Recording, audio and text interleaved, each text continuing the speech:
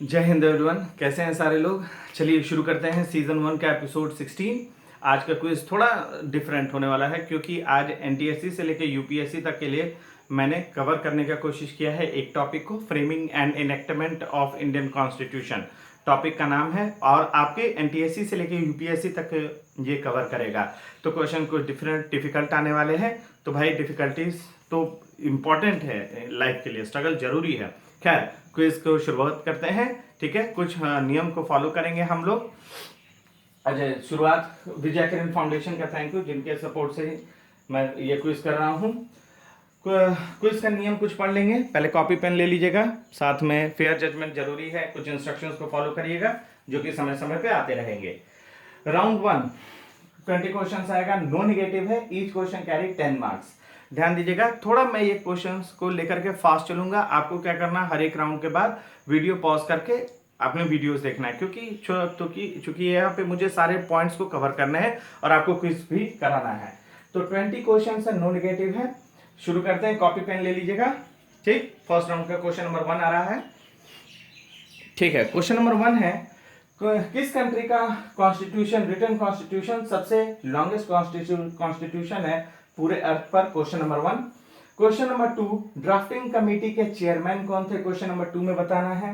Question number 3, constitution supremacy को establish करता है, ना कि पार्लियामेंट्री सुपरमेसी को।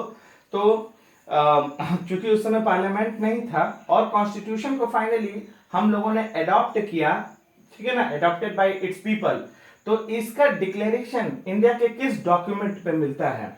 यानी कॉन्स्टिट्यूशन को फाइनली पीपल ऑफ इंडिया ने अडॉप्ट किया, ठीक है। इसके बारे में हमें जानकारी, जो डिक्लेरेशन है वो किस डॉक्यूमेंट में होता है, क्वेश्चन नंबर 3 में आपको बताना है। क्वेश्चन नंबर 4 आइए, क्वेश्चन नंबर 4 में है कि कॉन्स्टिट्यूशन को किस डेट को अडॉप्ट किया गया और किस डेट को इनैक्ट या इफेक्टिवली लागू कर दिया गया। तो यहाँ पे क्वेश्चन नंबर 4 में 2 आंसर्स हैं, आप कोई एक करेक्ट आंसर दे देंगे, आपको इस क्वेश्चन का मार्क्स मिल जाएगा। क्वेश्चन नंबर 5 में, कॉन्स्टिट्यूशन ने जब गवर्नमेंट ऑफ इंडिया एक्ट 1935 को कंट्री का फंडामेंटल गवर्निंग डॉक्यूमेंट के तौर पे जो था गवर्नमेंट ऑफ इंडिया एक्ट, उसको हटाया कॉन्स्टिट्यूशन, और डोमिनियन ऑफ इंडिया स्टेटस जब हटाया, तो फिर उसके डोमिनियन ऑफ इंडिया और गवर्नमेंट ऑफ इंडिया एक्ट 1935 के हटने के बाद इंडिया क्या हो गया, ठीक है ना, इस डैश में आपको भरना है।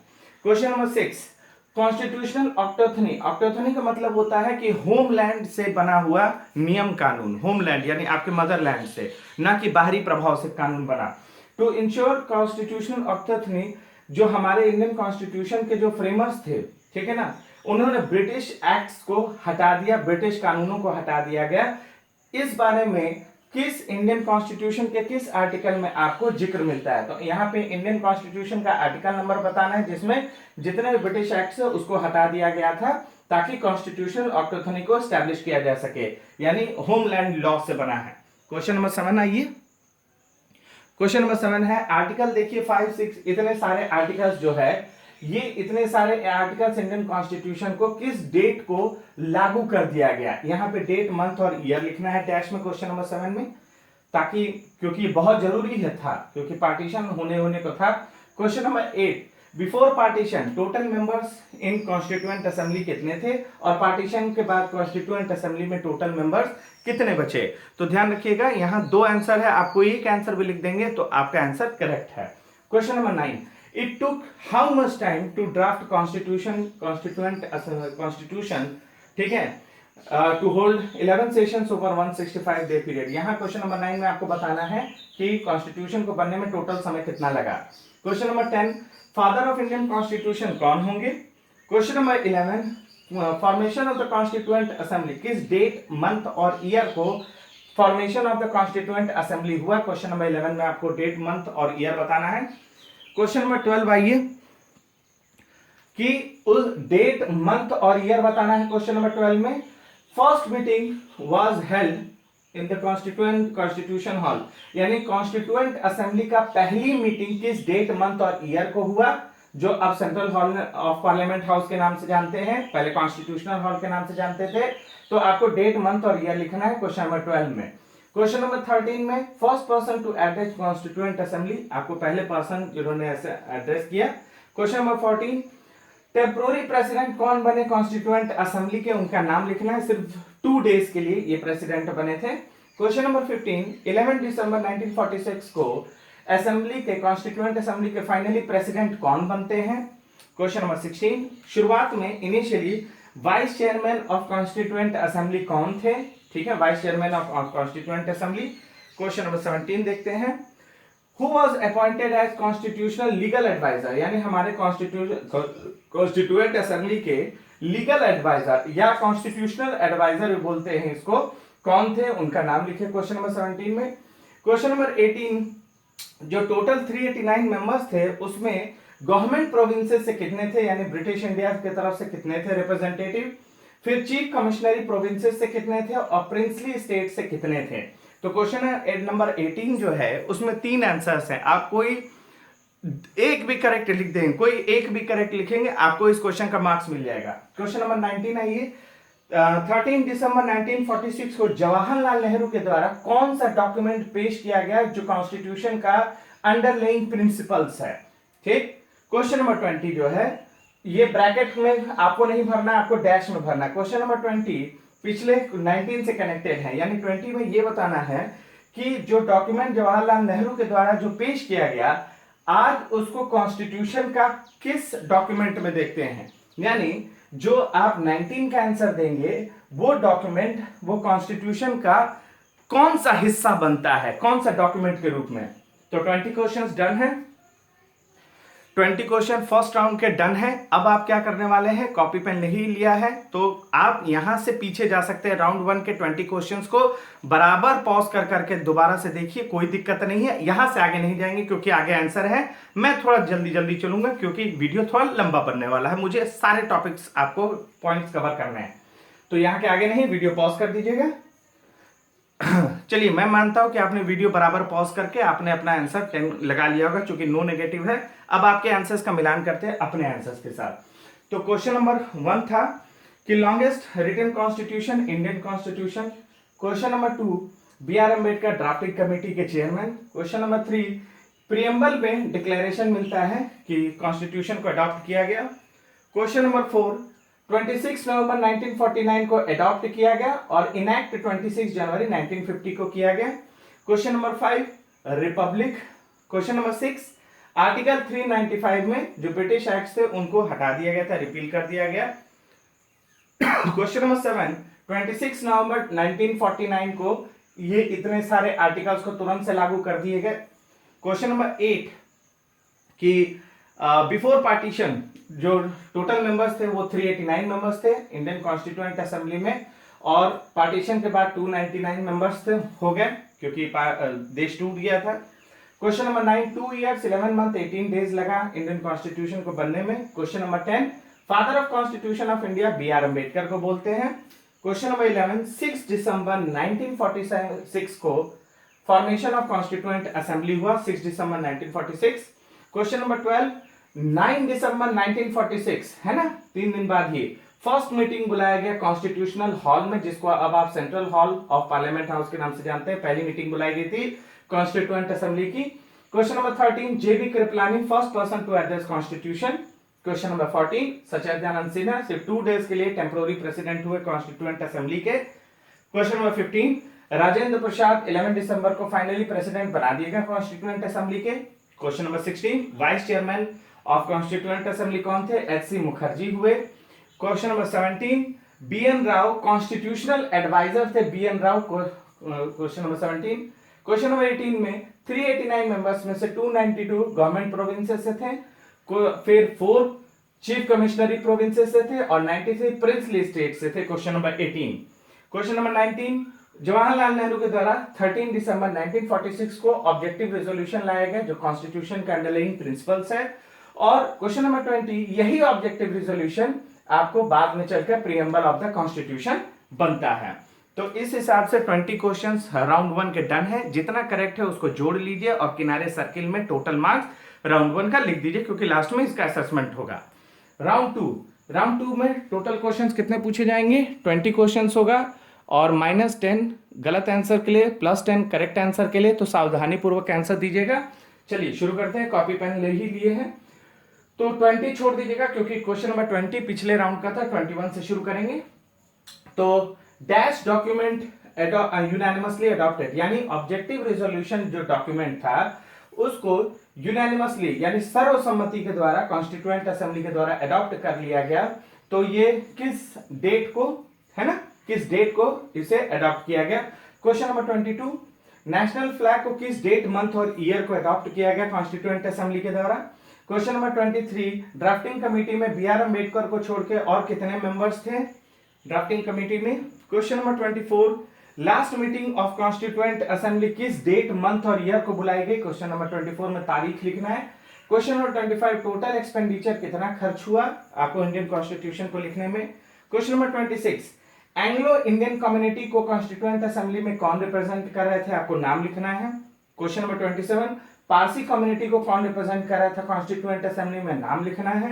क्वेश्चन नंबर 28, एक उनका नाम लिखना है जो क्रिश्चियन थे, असेंबली के वाइस प्रेसिडेंट थे, आसान हो जाता है यहीं पे, वाइस प्रेसिडेंट थे, चेयरमैन थे माइनॉरिटी कमेटी के, और खुद भी रिप्रेजेंट कर रहे थे नॉन एंग्लो इंडियन क्रिश्चियंस को, भारतीय क्रिश्चियंस को रिप्रेजेंट कर रहे थे। Question number 28। चलिए क्वेश्चन नंबर 29 देखना है, गोरखा कम्युनिटी को कॉन्स्टिट्यूएंट असेंबली में कौन रिप्रेजेंट किया। Question number 29। Question number 30, Alladi Krishna Swami Ayyar, Benegal Narasimha Rau, K M Munshi, जीवी मावलंकर, इन सब में जो क्वेश्चन नंबर 30 में ये जो नाम है इनमें कॉमन क्या ऑक्यूपेशन है, ऑक्यूपेशन ध्यान रखिएगा। अपार्ट एज ए मेंबर, यानी ये सारे मेंबर्स तो थे कॉन्स्टिट्यूएंट असेंबली के, लेकिन इनके अलावा इनमें और क्या कॉमन है, ठीक है। सिविल सर्वेंट थे कुछ लोग, तो सिविल सर्वेंट भी थे, तो ध्यान रखिएगा कि इनमें से कॉमन क्या है, ये लोग ऑक्यूपेशनली क्या थे। क्वेश्चन नंबर 31, इंडिया जब रिपब्लिक हुआ, जब इलेक्शंस हो गए, तो उसके बाद लोकसभा का पहला स्पीकर कौन होगा। Question number 31, first speaker of Lok Sabha. Question number 32 आइए, उन भाई साहब का नाम लिखना है जो सिविल सर्वेंट थे और फर्स्ट इंडियन जज थे आईसीजे में, इंटरनेशनल कोर्ट ऑफ जस्टिस में, और प्रेसिडेंट भी रहे इंयूनाइटेड नेशन सिक्योरिटी काउंसिल में, ठीक है, और कॉन्स्टिट्यूशनल एडवाइजर भी थे 1946 में। तो ये लास्ट वाला लाइन तो बहुत आसान हो जाता है। क्वेश्चन नंबर 32 आपको आंसर देना है, उनका नाम लिखना है। क्वेश्चन नंबर 33, उन भाई साहब का नाम लिखिए जिनके जो ड्राफ्ट में 243 आर्टिकल्स था, 13 शेड्यूल्स था, और इन्हीं के ड्राफ्ट को बाद में बी आर अम्बेडकर साहब ने कंसीडर किया, फिर उस पर बहुत सारे विचार विमर्श हुए, तो फाइनली इंडियन कॉन्स्टिट्यूशन जो बना। तो ये इनिशियली ड्राफ्ट किनके द्वारा दिया गया, जिनमें 243 आर्टिकल और 13 शेड्यूल्स था जिनको दिया था। क्वेश्चन नंबर 34 कि रिवाइज ड्राफ्ट कॉन्स्टिट्यूशन, यानी अगर आप देखा जाए तो कितने सारे अमेंडमेंट्स को हटा दिए गए हैं, जो आपस में डिबेट डिस्कशन करने के बाद इंडियन कॉन्स्टिट्यूशन को जब बनाया जा रहा था, तो कितने अमेंडमेंट्स को हटा दिया गया है, डिस्पोज कर दिया गया है, और टोटल कितने मौजूद हैं, ठीक है ना, कितने को हटा दिया गया है, कितने 1000 अमेंडमेंट्स को हटा दिया गया है, और कितने थाउजेंड्स को अभी भी रखा गया है, जो अमेंड हुआ तो क्यों हुआ, तो ये आपको थोड़ा बताना है, ये लेकिन टफ क्वेश्चन है। Question number 34। क्वेश्चन नंबर 35 है कि फाइनली इंडियन कॉन्स्टिट्यूशन जब बन के तैयार हुआ तो कितने members of the constituent assembly ने इंडियन कॉन्स्टिट्यूशन पे साइन किया। क्वेश्चन नंबर 26 नवंबर हर एक साल को हम कॉन्स्टिट्यूशन डे बनाते हैं, लेकिन अपार्ट फ्रॉम कॉन्स्टिट्यूशन डे कौन सा other day we celebrate. Question number 37, original constitution hand written था, ठीक है, इसको डेकोरेट करने के लिए किस इंस्टीट्यूशन के आर्टिस्टों ने डेकोरेट किया था, इंडियन कॉन्स्टिट्यूशन के पेज को डिजाइन किया था, उनका नाम भी है बेहोर राम मनोहर सिन्हा, नंदलाल बोस, आपको इंस्टीट्यूशन लिखना है, वहां के आर्टिस्टों ने किया। क्वेश्चन नंबर 38 देखते हैं कि कैलीग्राफर ऑफ इंडियन कॉन्स्टिट्यूशन, यानी इंडियन कॉन्स्टिट्यूशन हैंड रिटन है, बहुत ही खूबसूरती के साथ एक विशेष स्टाइल जो कैलीग्राफी कहते हैं उससे लिखा, तो कौन थे भाई साहब, उनका नाम लिखना है, उन्होंने एक पे लास्ट पेज पे अपना नाम भी लिखा है। क्वेश्चन नंबर 39, कॉन्स्टिट्यूशन किस शहर में पब्लिश हुआ, जो शहर उसे एबॉर्ड ऑफ गुरु द्रोणा भी बोलते हैं। क्वेश्चन नंबर 40 आइए, फोटो लिथोग्राफ बाय द, कौन सा ऑर्गेनाइजेशन है जिसने फोटो लिथोग्राफ यानी फोटोज डॉक्यूमेंटेशन से लेकर सारी चीजों की जिम्मेदारी उनके हाथ में था, किस ऑर्गेनाइजेशन ने किया। तो 20 क्वेश्चंस डन है, ध्यान रखिएगा सेकेंड राउंड का 20 क्वेश्चंस डन है। मैं थोड़ा तेज चल रहा हूं तो प्लीज पेस को मेंटेन रखिएगा, वीडियो को यहां पॉज कर दीजिए या सेकेंड राउंड के 20 क्वेश्चंस को, ठीक है, फिर से दोबारा से देखिए। क्वेश्चन नंबर 21 से शुरू होगा, ध्यान रखिएगा। तो दोबारा से देखिए, पर्याप्त पॉज कर करके यहां तक पहुंचिए और आंसर लगाने का क्वेश्चन करिए। जिस क्वेश्चन का आंसर नहीं मालूम है उसको छोड़ दीजिए, वो सेफ है। जो अटेम्प्ट कर रहे हैं उसी का असेसमेंट होगा, तो आप यहां के बाद पीछे जा सकते हैं, आगे नहीं।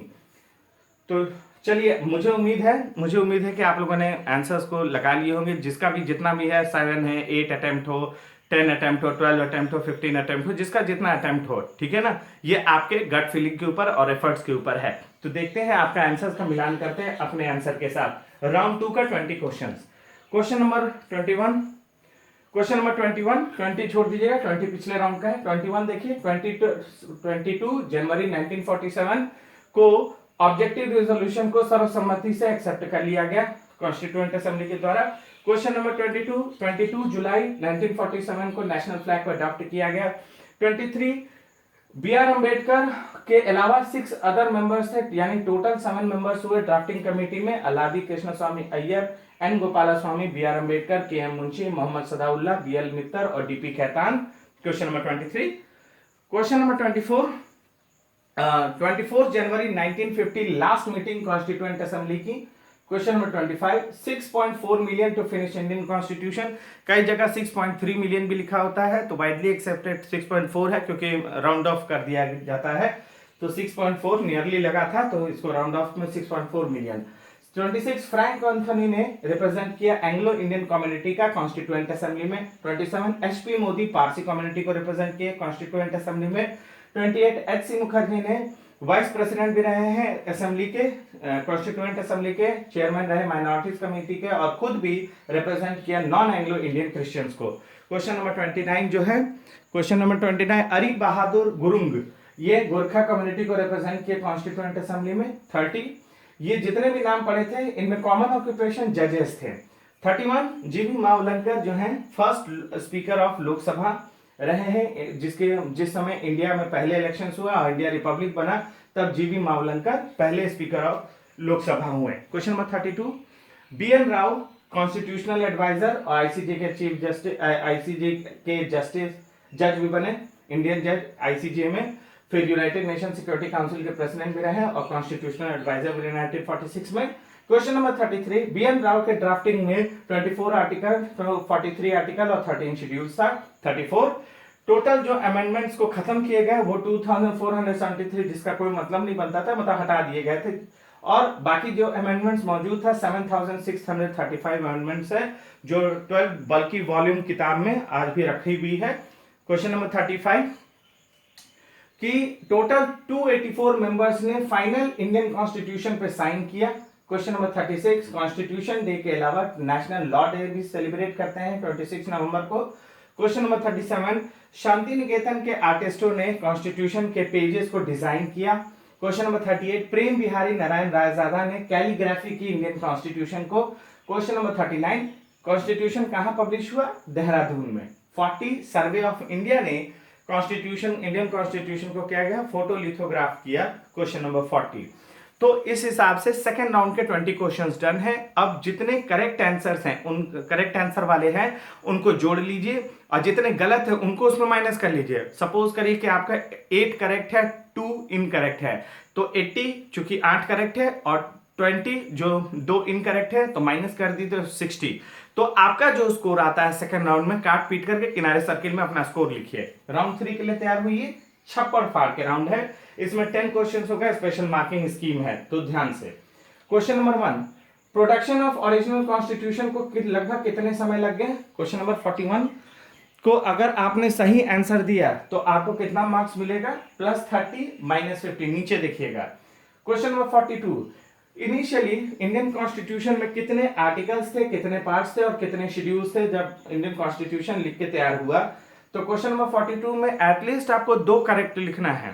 एक ही करेक्ट हुआ, बाकी इनकरेक्ट हुआ, तो भी आपका आंसर गलत माना जाएगा। यानी 2, इसमें 3 टोटल लिखना है, 2 भी आपको सही लिखना होगा कम से कम। तो क्वेश्चन नंबर 42 में अगर सही करते हैं तो +40, गलत करते हैं तो -20। क्वेश्चन नंबर 43 आइए कि इंडियन कॉन्स्टिट्यूशन में इनिशियली शुरुआत में कितने लाख वर्ड्स मौजूद थे? क्वेश्चन नंबर 43 सही लिखेंगे तो 50 पॉइंट, गलत लिखेंगे तो -25। क्वेश्चन नंबर 44 आइए, इंडियन कॉन्स्टिट्यूशन का पोजीशन क्या है पूरे वर्ल्ड में कि लॉन्गेस्ट एक्टिव कॉन्स्टिट्यूशन। तो इसका पोजीशन क्या होगा, फर्स्ट है, सेकंड है, थर्ड है, फोर्थ है, क्या है वो आपको तय करना है क्वेश्चन नंबर 44 में। लॉन्गेस्ट एक्टिव कॉन्स्टिट्यूशन का मतलब उसमें अमेंडमेंट्स अपडेट्स होते रहना की वजह से वो एक्टिव होता है। क्वेश्चन नंबर 45 आइए कि कॉन्स्टिट्यूशन ऑफ डैश, यहां डैश में याद रखिएगा कि अमेरिका का कोई स्टेट का अपना कॉन्स्टिट्यूशन है जिसका नाम यहां पर आएगा कॉन्स्टिट्यूशन ऑफ डैश, उस स्टेट का नाम होगा, इज द लॉन्गेस्ट एक्टिव, क्योंकि फर्स्ट है ये और इसमें टोटल वर्ड्स कितने हैं 3,10,296 और कितने अमेंडमेंट है 946 अमेंडमेंट्स है, गेटिंग। तो आपको कहां के कॉन्स्टिट्यूशन को लॉन्गेस्ट एक्टिव कॉन्स्टिट्यूशन बोला जाता है।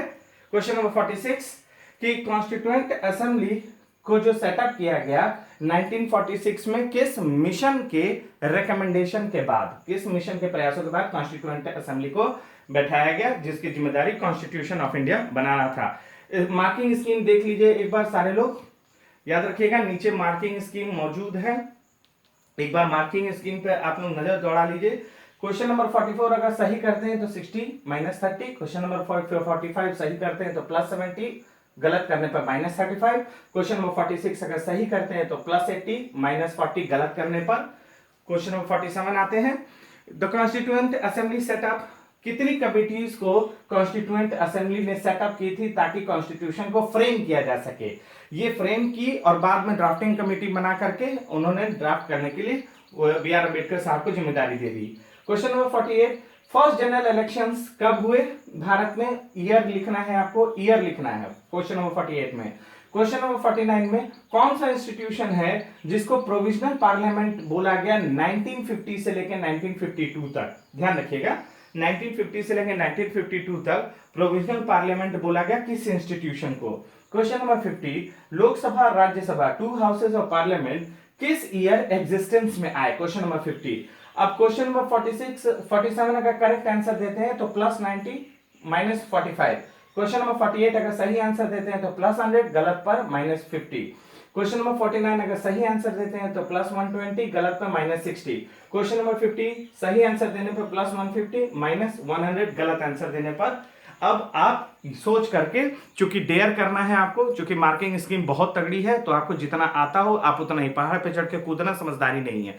तो आप पॉज करें, फिर से 10 क्वेश्चंस को दोबारा देखना है, राउंड 3 के छप्पड़ फाड़ के राउंड वाले 10 क्वेश्चंस दोबारा देखना, पीछे जाइए आराम से पॉज कर करके आप आइए पॉज करके रखिए, यहां से आगे मत जाइएगा। चलिए मैं मानता हूं कि आपने पॉज किया हो वीडियो या आप पीछे जाकर के अपना क्वेश्चंस को आपने दोबारा से लगाया होगा। अब आपके आंसर्स का मिलान करते हैं अपने आंसर के साथ और आपने जितना अटेम्प्ट किया 2 3 4 5 जितना आपका एफर्ट है। चलिए शुरू करते हैं।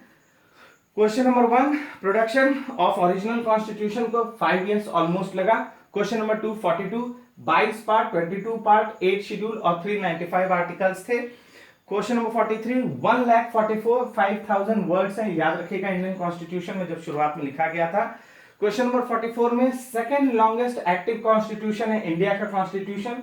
Question number 45 constitution of Alabama is the first longest active constitution, क्यों, क्योंकि इसमें 3,10,296 वर्ड्स है, 946 अमेंडमेंट है, जबकि इंडियन कॉन्स्टिट्यूशन सेकंड लॉन्गेस्ट है क्योंकि 14 अमेंडमेंट हमेशा अपडेट होता है, कुछ ना कुछ अमेंडमेंट होते रहता है, तो सेकंड है हम लोग का longest active. Question number 46 cabinet mission plan ने 1946 में कॉन्स्टिट्यूएंट असेंबली बैठाया जिसकी जिम्मेदारी कॉन्स्टिट्यूशन बनाने का था। क्वेश्चन नंबर 47 13 कमिटीज थी जिनको जिम्मेदारी ये दी गई थी कि कॉन्स्टिट्यूशन को फ्रेम होने में मदद करे। Question number 47। क्वेश्चन नंबर 48 1952 में भारत में पहले जनरल इलेक्शंस हुए। क्वेश्चन नंबर 49 कॉन्स्टिट्यूएंट असेंबली 1950 से लेकर 1952 तक में प्रोविजनल पार्लियामेंट कहलाई। Finally last question, question number 50 आपको 1952 में लोकसभा राज्यसभा यानी 2 houses of parliament came into existence, यानी आपको 10 क्वेश्चंस डन। तो अब राउंड 3 के जितना भी करेक्ट आंसर्स हैं स्पेशल मार्किंग स्कीम के अनुसार जितने करेक्ट आंसर उसको कैलकुलेट करिए, ऐड करिए और जितना गलत है मार्किंग स्कीम के अनुसार उसमें से लेस करिए और किनारे सर्किल में अपना राउंड 3 का मार्क्स लिखिए। और अब करना क्या है, राउंड 1 राउंड 2 राउंड 3 का मार्क्स जो आपका आया है उस स्कोर को टोटल अप कर दीजिए, ठीक है, अपने राउंड 1, राउंड 2, राउंड 3 का। और ग्रैंड टोटल का मतलब होता है कि जो इस क्विज में अलॉटेड है राउंड 1, राउंड 2 और राउंड 3 में जो अलॉटेड मार्क्स है उनको ग्रैंड टोटल कहेंगे।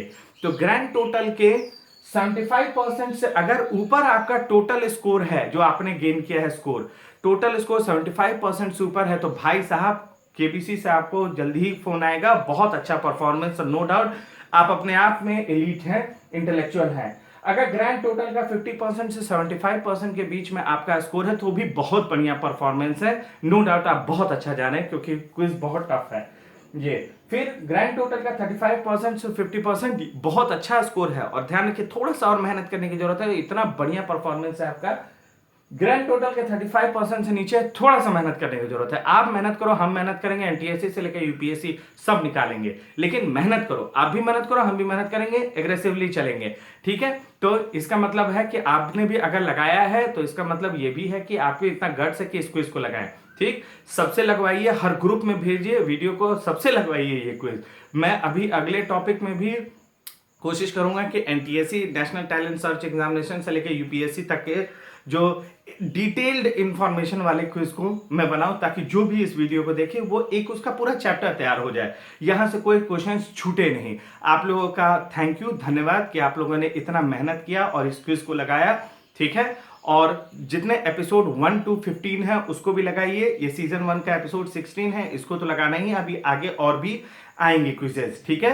तो तब तक के लिए बहुत बहुत थैंक यू और जय हिंद। ध्यान रखिए, माता पिता की बात मानिए, बड़ों का सम्मान करिए, छोटों से प्यार करिए, जानवरों को सताइए नहीं, देश के प्रति अपने कर्तव्य निभाइए और गर्व से बोलिए जय हिंद। फिर मुलाकात होगी।